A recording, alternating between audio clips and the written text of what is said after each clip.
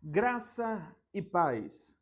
Aqui é o professor Fabrício Cardoso, tutor do curso Bacharel em Teologia da EBOC.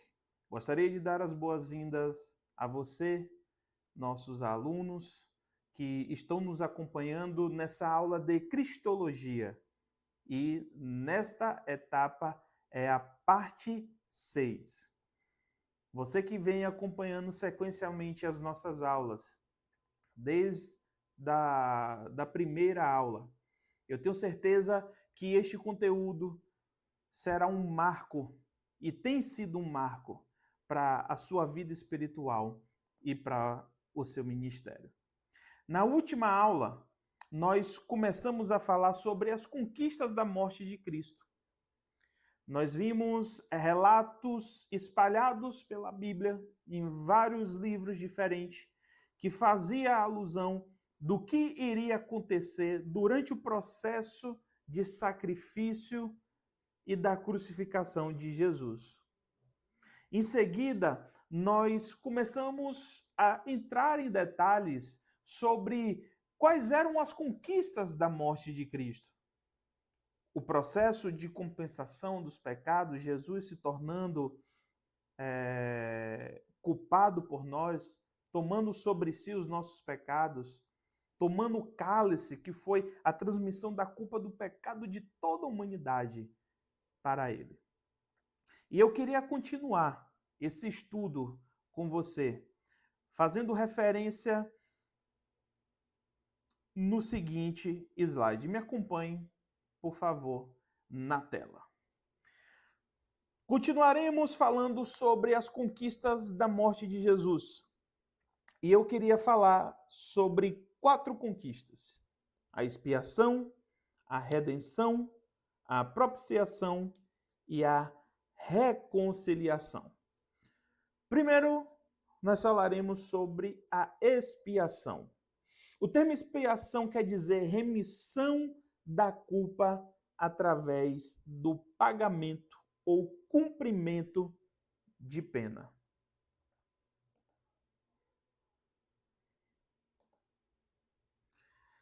Você se recorda que eu falei, você que acompanhou o vídeo anterior, que todo tipo de transgressão, todo tipo de erro, de descumprimento do mandamento da lei de Deus, era necessário uma compensação.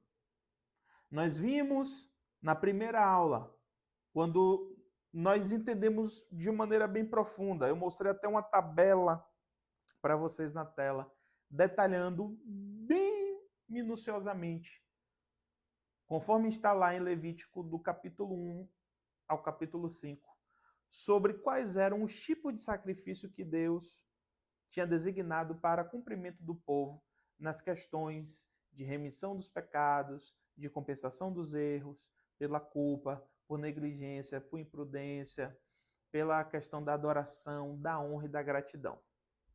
Então, eu acho que isso ficou muito bem claro para você. Errou, tem que compensar.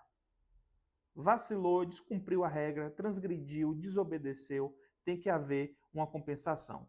Então, expiar é justamente o ato de remir, de você compensar. Então, por direito, um exemplo, por direito você tem a posse desse livro. Se esse livro ele for subtraído a você, esse ato de subtração, ele caracteriza uma transgressão. Então, essa transgressão, ela precisa ser compensada. A pessoa que subtrair, ela precisa, de certa forma, compensá-lo. Compensá-lo porque antes você tinha e você deixou de ter. Porque você poderia ter utilizado esse livro em um momento oportuno para desenvolver, para produzir algo intelectual, financeiro para a sua vida. E pelo transtorno que você passou pelo ato de subtração, ou visível, ou no momento, sendo retirado forçadamente de sua mão, ou quando você não estava em vista. Caracterizou a subtração tem que haver compensação. E foi justamente uma das coisas que Jesus fez. O pecado, ele gera o descumprimento da regra de Deus, que é o Senhor da criação. Então tem que haver uma compensação, uma remissão, mediante o descumprimento da regra e da lei a esse ser supremo e maior. Jesus, ele cumpriu, se tornando um sacrifício, esse rito de remissão dessa culpa. Ele cumpriu uma pena por mim e por você e por toda a humanidade. E essa referência está lá, conforme nós vimos aí no slide, em Hebreus capítulo 2, versículo de número 17. Nós vamos abrir esse versículo para que você acompanhe conosco na tela. Pelo que convinha que em tudo fosse semelhante aos irmãos, para ser misericordioso e fiel, sumo sacerdote, naquilo que é de Deus, para expiar os pecados do povo. Preste atenção. O Senhor estabeleceu um tipo de sacrifício que era necessário ser feito para expiação dos pecados. Esse ato anual é chamado de Yom Kippur, que é o dia da expiação. Esse dia da expiação, ele acontece no 10º dia do 7º mês. E nesse ato, é necessário que haja a disponibilidade de 2 animais, 2 bodes ali, em plena condição, imaculado, perfeito. E precisa haver uma preparação especial, porque essa data anual acontecia uma vez no ano. Ela simbolizava a remissão dos pecados de toda a liderança e de todo o povo. Então, era conclamado um jejum geral. Todo mundo tinha que estar em jejum. O sacerdote, o sumo sacerdote, que era quem fazia esse ato, quando ele chegava no tabernáculo, eu vou usar a referência do tabernáculo, certo? Ele tinha que se lavar lá, né, no recipiente de cobre, ele se lavava. Ele vestia uma roupa especial de linho fino branco. E ele pegava primeiro um animal e fazia um ato de sacrifício para que primeiro ele pudesse purificar a sua vida, a sua casa e a sua família. Ele não poderia fazer um sacrifício pelo povo sem antes estar em dias. Primeiro, ele precisava estar limpo, santo, santificado, purificado, lavado. Primeiro ele e a sua casa remido. O sacrifício primeiro era feito por ele, para depois o povo. Eu sei que é um pouco difícil você conseguir ter uma compreensão mais ou menos de como é que funcionava e qual era a liturgia desse rito. Mas eu gostaria de usar de uma figura para tentar explicar um pouco melhor para você como acontecia. Essa é uma figura que mostra como que era a estrutura do tabernáculo. Da sua esquerda para a direita, você está vendo aí o sacerdote, com a roupa sacerdotal, né, com o éfode e as suas roupas especiais. O altar para o holocausto de sacrifício de ofertas queimadas, né, parecendo um caixote, né, de madeira marrom. Ao lado, a bacia de cobre, certo? Ao lado, o próximo, a terceira figura da esquerda para a direita, a primeira figura dourada, é o incensário. Logo após, a mesa para os pães da proposição. Em seguida, a minorá ou candelabro. Depois, você vai ver a referência aqui das divisórias, né? Você tinha as questões das divisórias, que dividiam os limites de acesso. Entendeu?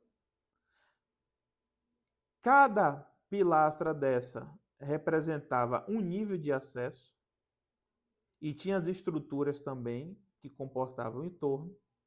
E o último aqui, que é a Arca da Aliança, onde ficava a lei armazenada dentro. E em cima, a tampa era chamada de propiciatório. Na figura acima, você pode ver aí, né, onde que ficava cada elemento. Você vê que nesse primeiro acesso, que é chamado de lugar santo ou santo lugar, é o local onde estava lá a minorá, com a representação, né, dos 7 dias na presença do Senhor, o incensário e a mesa da proposição. Mais atrás, você vai ver as camadas das tendas do tabernáculo.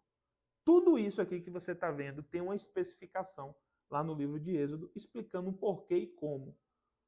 Dimensões, qual material, né?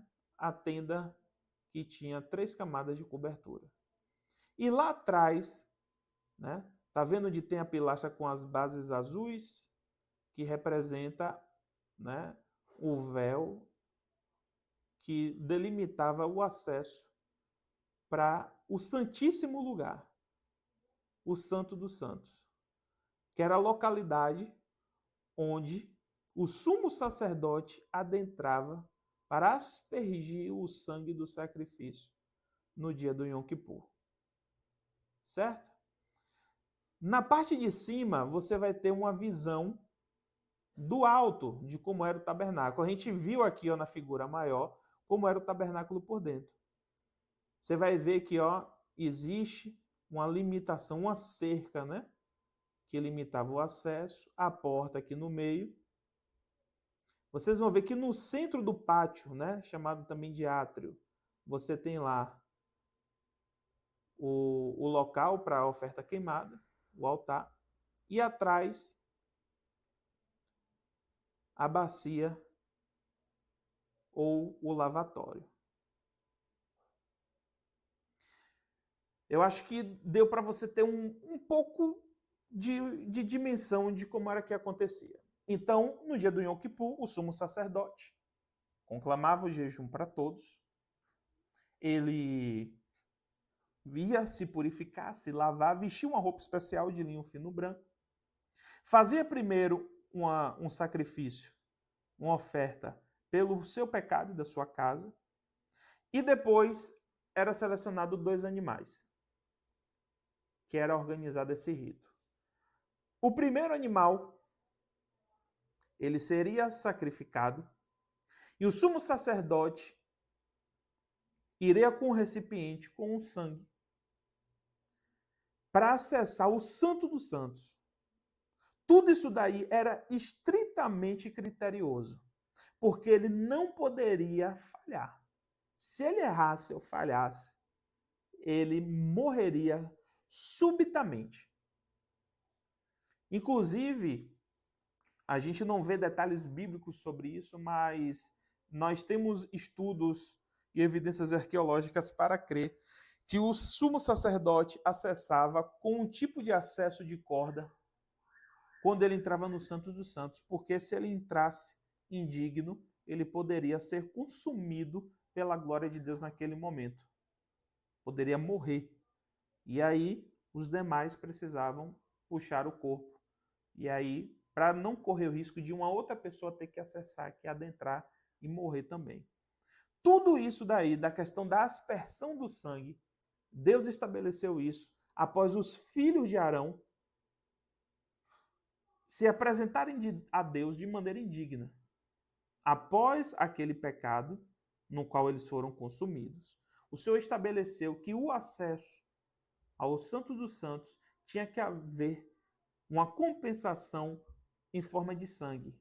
Por isso, o ato de aspergir sobre a tampa da arca ou propiciatório, como entendimento de que você está em local santo.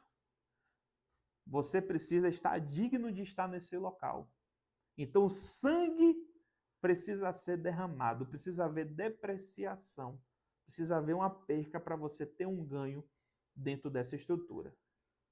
O sumo sacerdote pegava algumas brasas do incensário, que geravam uma fumaça, porque eles acreditavam que essa fumaça, de certa forma, poderia ofuscar e fazer com que eles tivessem uma visibilidade maior naquele ambiente ao qual se manifestava a glória de Deus.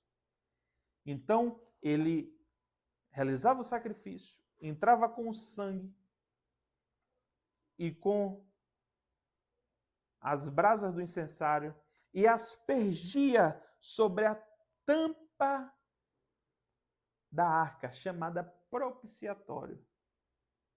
Depois ele retornava.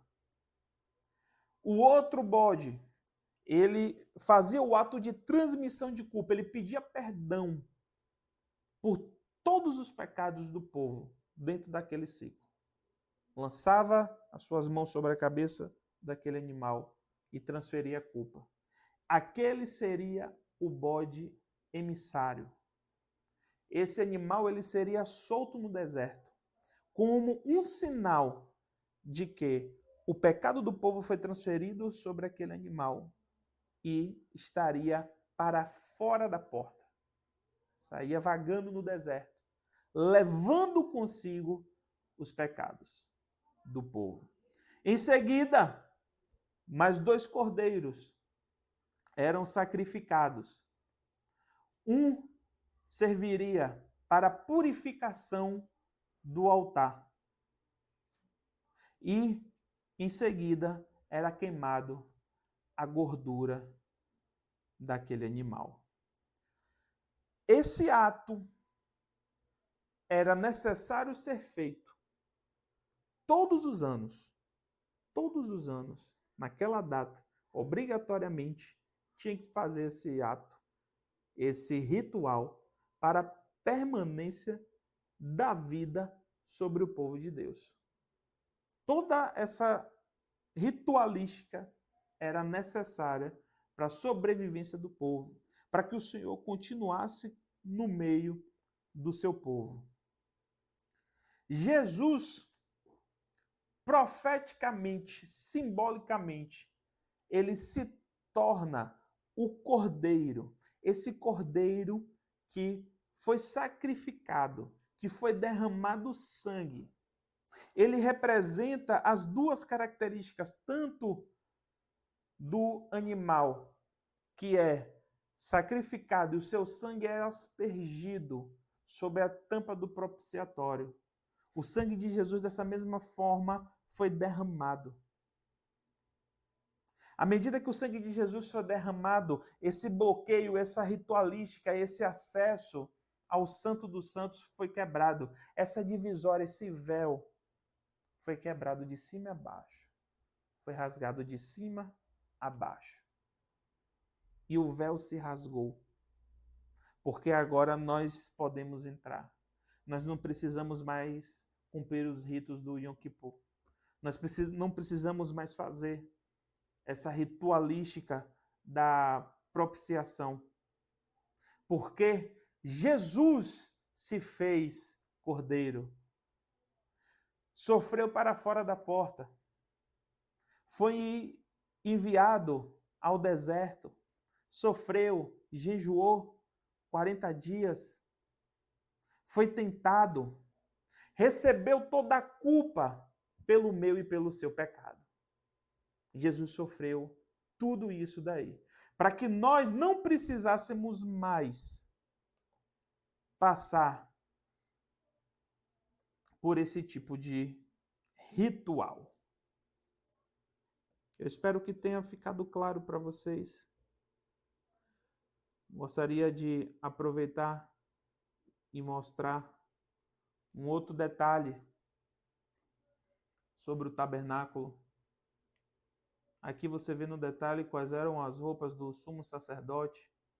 Cada item, cada composição da roupa do sacerdote, cada detalhezinho desse aí, foi orientado por Deus.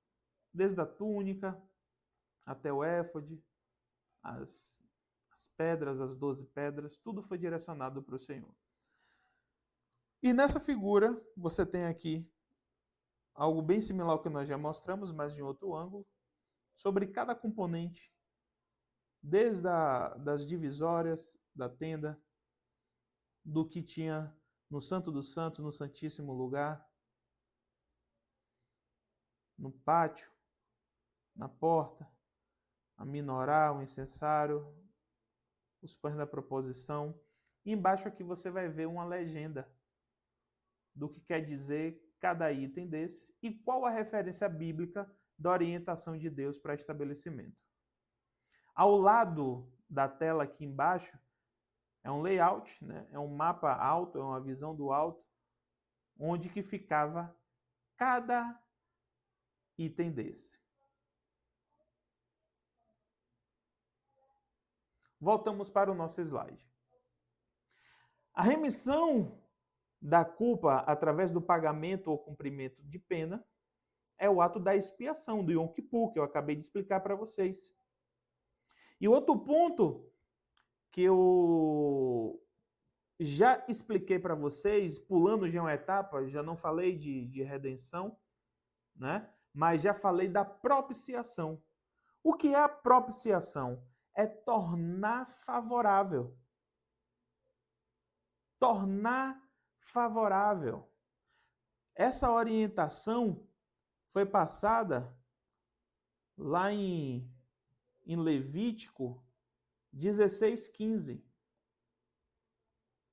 Eu vou transmitir para você o versículo agora para a gente ter uma maior compreensão.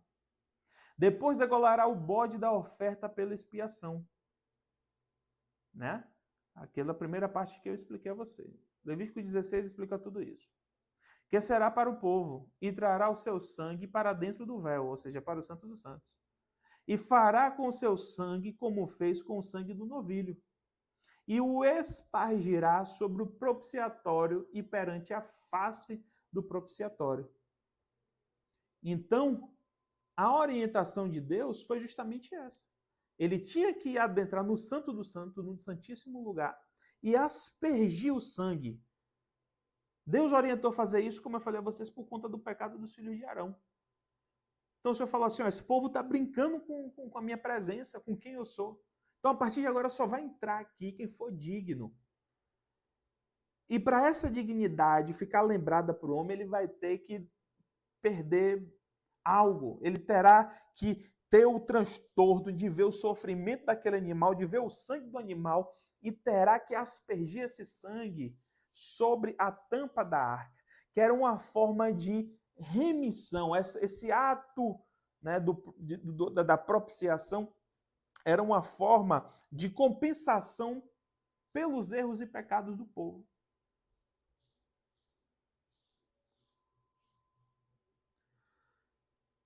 A propiciação é justamente isso que eu expliquei para vocês, tornar favorável. Nós temos uma referência em 1 João 2,2, que eu vou ler para vocês. Olha o que diz lá.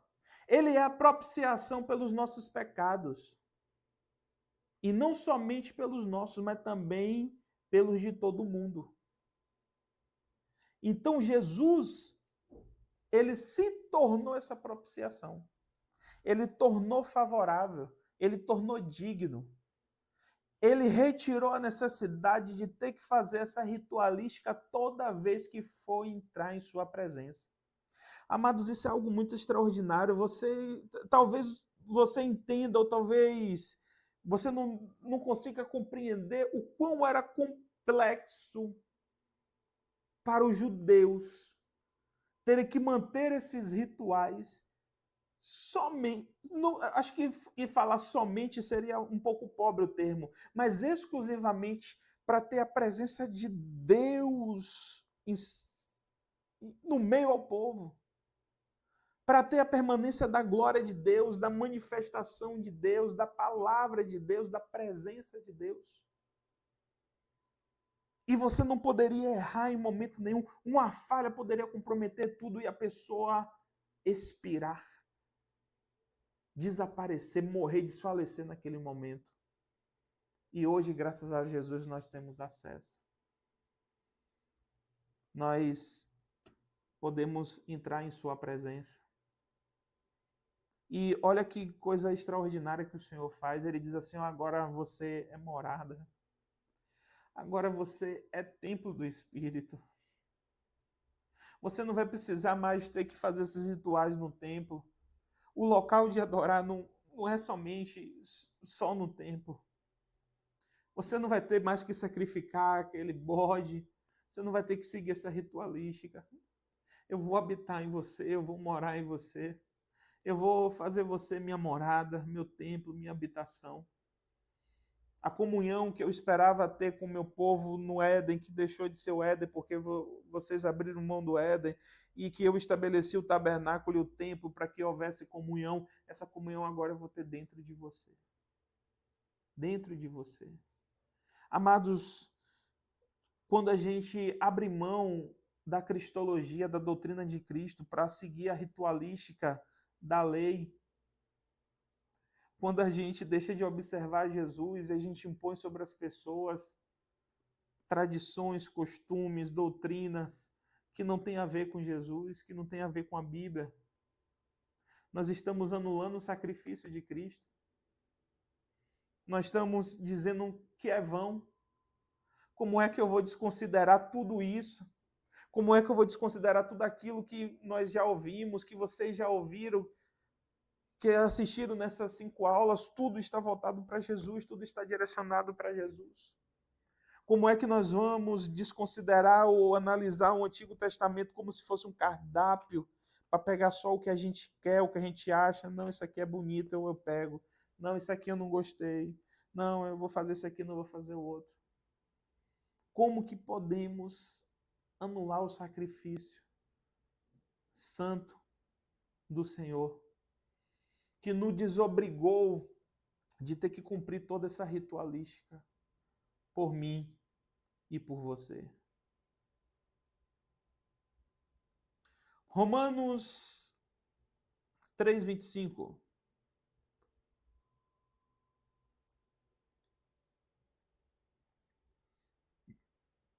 Ao qual Deus propôs para propiciação, pela fé no seu sangue, para demonstrar sua justiça pela remissão dos pecados dantes cometidos sob a paciência de Deus. Essa propiciação que tornou favorável,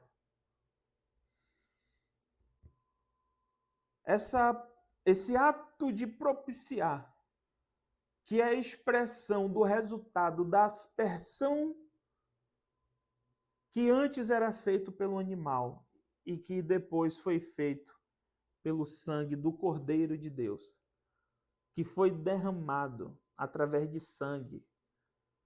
Nós fomos adquiridos a preço de sangue.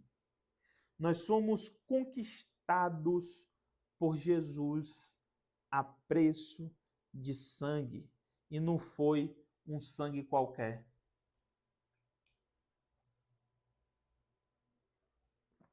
Foi um sangue santo do Cordeiro, do unigênito de Deus, que foi derramado por mim e por você.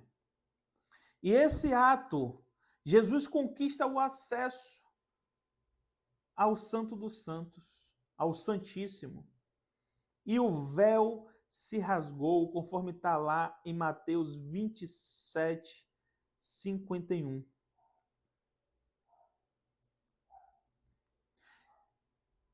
E eis que o véu do templo se rasgou em 2, de alto a baixo.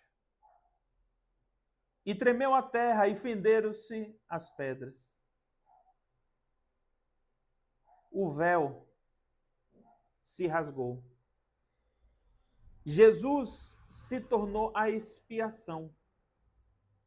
Ele foi o sacrifício feito pela remissão dos nossos pecados, pela compensação dos nossos pecados.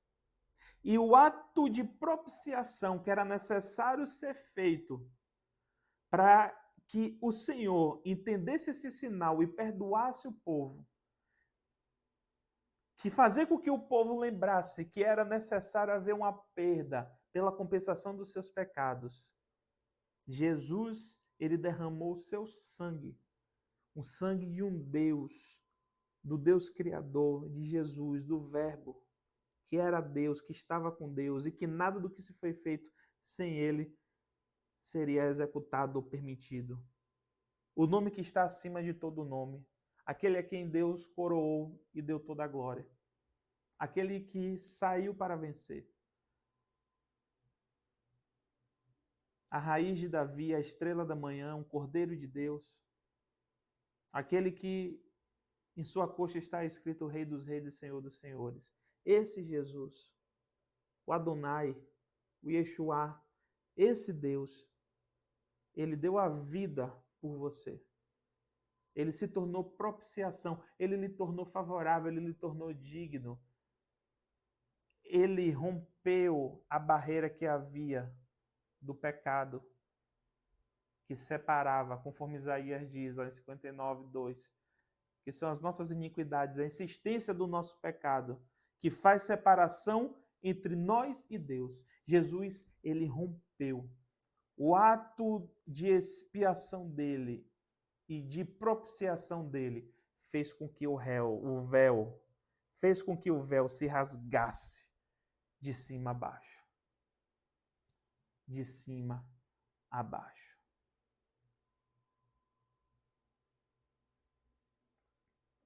Jesus conquistou expiação. Jesus conquistou propiciação. Jesus também conquistou redenção. Redenção é um recurso capaz de salvar alguém de uma situação aflitiva. O pecado traz as consequências. A Bíblia vai dizer que o salário do pecado é a morte. Então o Senhor nos livrou da morte eterna. Vamos analisar o que está escrito lá em 1 Timóteo 2,6.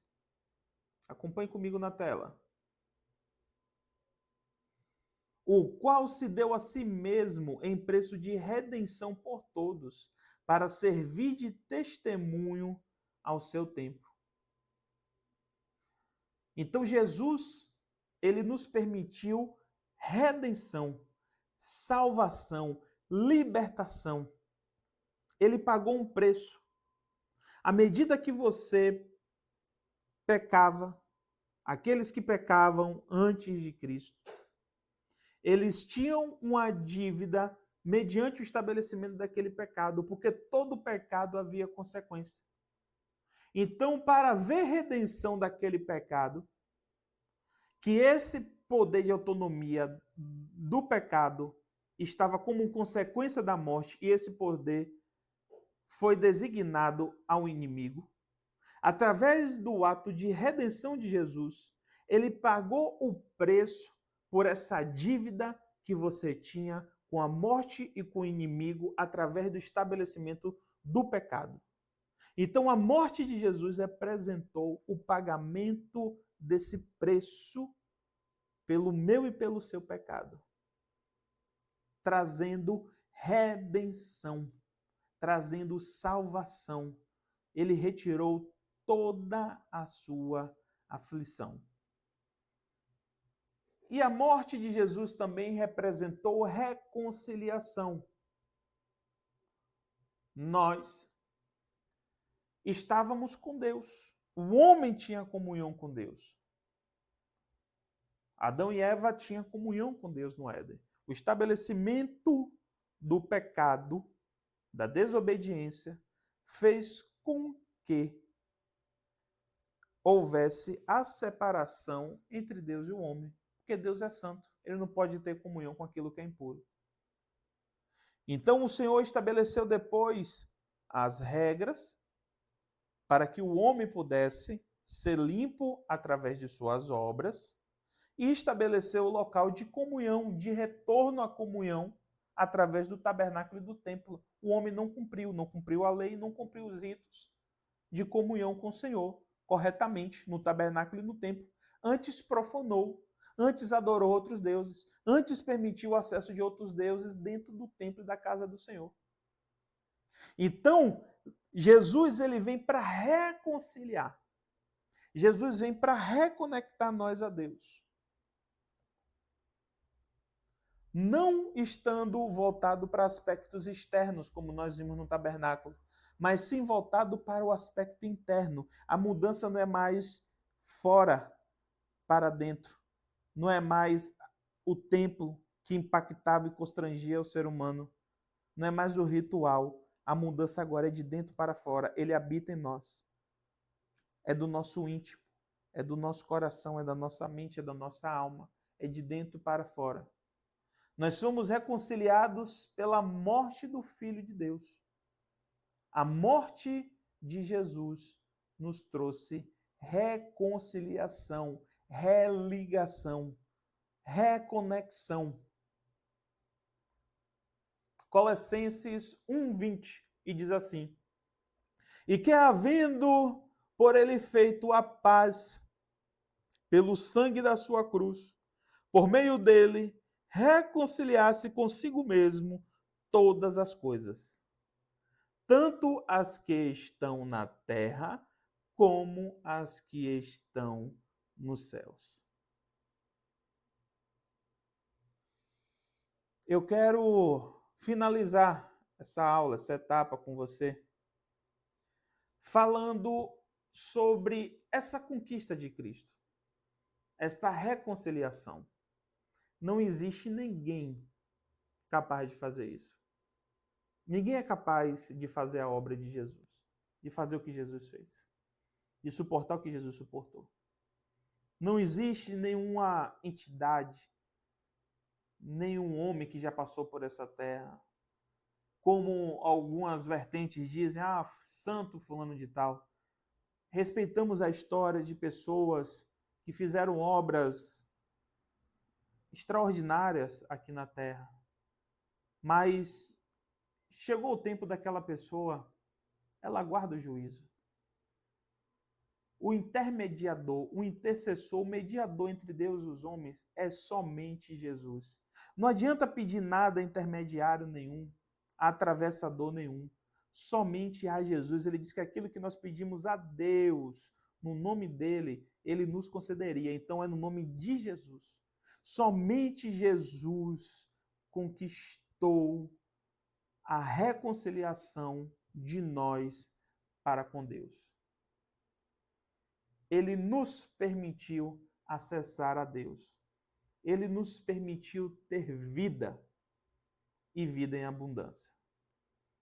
Eu espero que esses ensinamentos tenham ministrado ao seu coração, que tenha constrangido você, que tenha levado você a refletir sobre quão importante foi a obra de Cristo. Continue conosco.